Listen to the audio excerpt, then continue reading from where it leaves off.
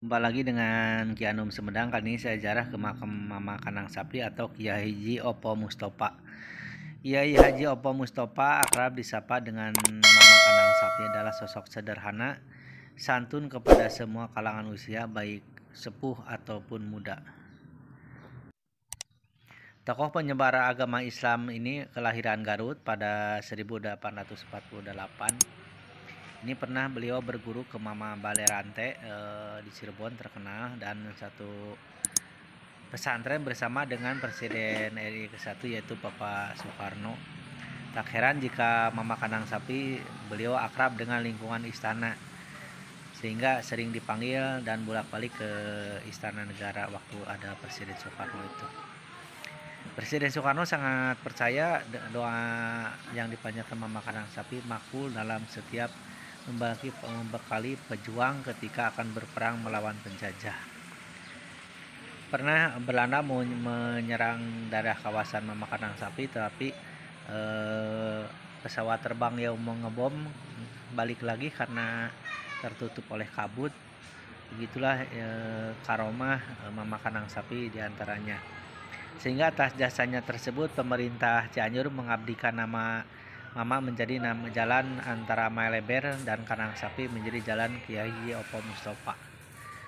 Di masa mudanya Mama Kanang Sapi berguru kepada ulama-ulama besar seperti Syekh Holil Bangkalan Madura, Mama Guru Balerante Cirebon, dan Mama Benda Gadung. Mama Kanang Sapi menerapkan metode pelajaran tasawuf dan pengamalan secara pribadi melalui kitab-kitab yang hingga kini masih dipraktekkan di pesantren, dan beberapa bangunan peninggalan sejarahnya masih terawat. Di antaranya ada masjid dan rumah beliau.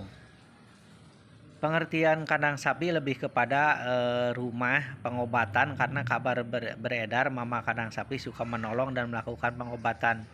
Pernah ada cerita selagi muda Mama Kandang Sapi kedatangan tamu. Tamu tersebut meminta agar Mama Kandang Sapi mengobatinya, dan beliau menolak tetapi memaksa terus. Akhirnya mau memberikan air putih kepada di cangkir batok kelapa disertai doa.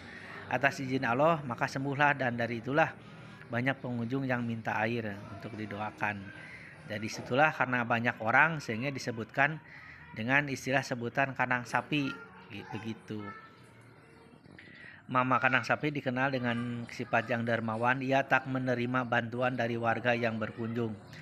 Sedekah yang didapat ia berikan lagi kepada warga sekitar, dan santrinya yang kurang mampu dikasih uang makan. Hingga sekarang Mama Kanang Sapi itu pesantrennya hanya dihuni sekitar 42 orang dan semuanya gratis. Sehingga beliau terkenal karena dermawannya dan sifat rohman rohimnya. Para santri yang pesantren di pesantren beliau tidak dipungut biaya apapun, dan pengelolaan pesantren dan perawatan makam didanai oleh anak-anak dan cucu Mama Kanang Sapi. Sejak dulu memang pesantren ini dikenal mandiri dan mengolah para santrinya yang dipupuk dengan ilmu agama hingga jadi kiai. Mama membekali beberapa lahan sawah untuk membiayai pesantren. Mama Kanang Sapi berangkat ke Cianjur pada usia 50 tahun dan mendirikan pesantren. Saat itu yang menjadi rekan mendirikan pesantren di wilayah Cianjur adalah Mama Gentu dan Mama Ciharas Has. Berbeda dengan pesantren lainnya, hingga saat ini pesantren Kanang Sapi netral dan tidak memihak partai manapun. Begitu. Itu sesuai dengan pesan Mama dulu dan tetap masih dipegang hingga sekarang. Pembangunan masjid ini pun dilakukan secara mandiri. Mama Kanang Sapi memiliki 9 orang anak dari 4 istri. Mereka adalah hidup rukun di lingkungan tersebut. Bahkan keempat istri Mama Kanang Sapi itu di berdekatan rumahnya, dan di depan rumah istri-istrinya ada jeruk bali dan pohon jambu yang seragam ditanam. Mama Kanang Sapi dikenal sebagai Kiai Sufi. Ia meninggal pada tahun 1977 di usia 133 tahun. Selama 93 tahun sejak usia remaja, Mama Kanang Sapi rajin berpuasa tiap hari, kecuali pada hari tasyrik. Hari-hari dilarang berpuasa atau saat dikunjungi sahabat dan kerabatnya, beliau dan tak berpuasa. Sesuai dengan wasiatnya, Mama Kanang Sapi dikuburkan di depan masjid yang ada ini. Yang dibangunnya sekitar 1897.